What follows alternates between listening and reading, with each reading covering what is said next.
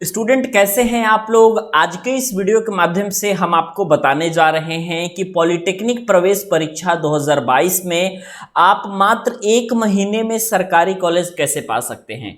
क्योंकि आपको पता है कि डेट आपकी निकल चुकी है एग्जामिनेशन की और आपके पास मात्र है आपके पास 1 महीना, और इस 1 महीने में आप लोगों को किस तरीके से तैयारी करनी है, आखिर में आपको कौन कौन सी चीज़ों को तैयार करना है ताकि आप 1 महीने के खत्म होते होते आप इस स्थिति में आ जाएं कि आपका दाखिला किसी न किसी सरकारी कॉलेज में हो जाए।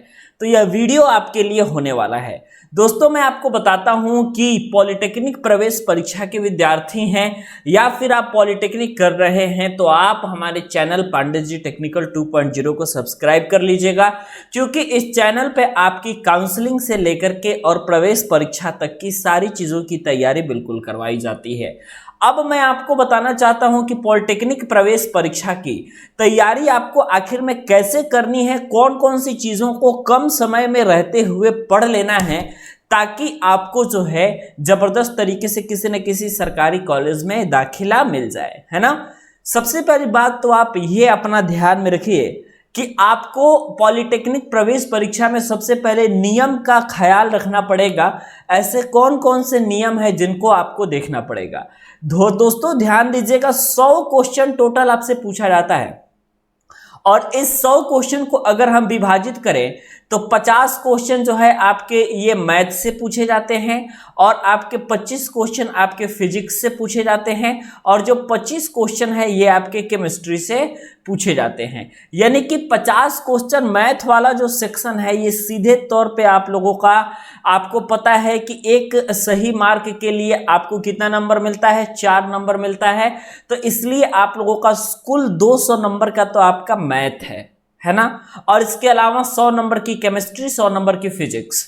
अब ध्यान दीजिएगा कि अगर आपने गलत आंसर नहीं दिया, ध्यान दीजिएगा बातों को, अगर आपने सभी सही आंसर दिए हैं तो आप कम से कम क्वेश्चन को भी सही करेंगे। जैसे कि इस मैथ के 50 क्वेश्चन में से अगर आपने 30 कर लिया और फिजिक्स और केमिस्ट्री लगभग आपके आसान होते हैं, तो अगर आपने यहां से अगर 10 भी कर लिया, टोटल 20 कर लिया, तो भी आप लोगों के 200 नंबर आ जाएंगे।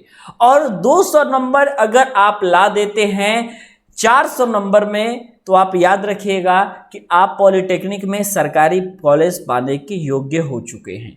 400 में से 200 नंबर जिसका जिसका रहेगा, सभी विद्यार्थियों को एटलीस्ट कहीं ना कहीं सरकारी कॉलेज जरूर मिल जाएगा। अब मैं अगर रिजर्वेशन आपके पास है, जैसे ओबीसी या एससी एसटी की कैंडिडेट है, तो आप तो ये अंदाजा लगा करके चलिए कि आपका 100% में से 99% आपका ये चांस है कि किसी न किसी राउंड के काउंसलिंग में आपको कॉलेज सरकारी अलॉट हो जाएगा, सरकारी कॉलेज में आपको दाखिला मिल जाएगा, है ना। अब बात करते हैं कि सर तैयारी कैसे करनी है। तो बच्चों, सबसे पहली बात आप ध्यान दीजिएगा कि आपको जो सबसे ज़्यादा फोकस करके चलना है, सबसे ज़्यादा जो फोकस लेकर के चलना है, आपको वो गणित के सब्जेक्ट पर लेकर के चलना है। और गणित के सब्जेक्ट के अलावा आपको साइंस के प्रश्नों को भी पढ़ते रहना है, क्योंकि ये साइंस वाला जो आपका पोर्शन होता है ये होता है बिल्कुल आपका आसान, और यहाँ से आपकी थ्योरी पूछी जाती है सबसे ज़्यादा। अभी तक तो यही देखा गया है कि थ्योरी ज़्यादा पूछी जाती है। 50 क्वेश्चन में 5 क्वेश्चन या 6 क्वेश्चन आपका न्यूमेरिकल आ जाता है तो वो अलग की बात है, लेकिन हम देखते हैं कि मैक्सिमम 50 क्वेश्चन में 40 से ज़्यादा आपका थ्योरी पूछा जाता है। और आपका अगर साइंस तैयार है तो आप बिना हल किए सिर्फ प्रश्नों को पढ़ करके और टिक कर देंगे और आपको 4 नंबर मिल जाएगा। तो ये साइंस वाला पोर्शन ही वास्तव में ये डिसाइड करेगा कि आपका एडमिशन किस कॉलेज में होगा, सरकारी कॉलेज में होगा या प्राइवेट में पढ़ेंगे या अर्ध सरकारी कॉलेज में पढ़ेंगे। तो ये बातों को आप ध्यान दीजिएगा, ठीक है। तो ये जो है आप लोगों का बच्चे इंपॉर्टेंट इंफॉर्मेशन रहा जो कि मैं आपको बताया।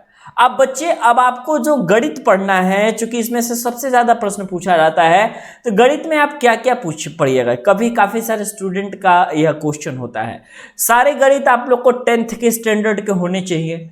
और गणित में कौन कौन से ऐसे महत्वपूर्ण चैप्टर है जहां से आपका 100% प्रश्न पूछे जाते हैं, वो वीडियोस में अभी जस्ट ही आपका पांडे जी टेक्निकल 2.0 चैनल पे आपका लाने वाला हूं। तो इसलिए सभी स्टूडेंट चैनल को सब्सक्राइब भी जरूर कर लीजिएगा। गणित में मैक्सिमम हम ये देखते हैं कि वृत्त वाला जो सेक्शन होता है वो मोस्ट इंपॉर्टेंट होता है।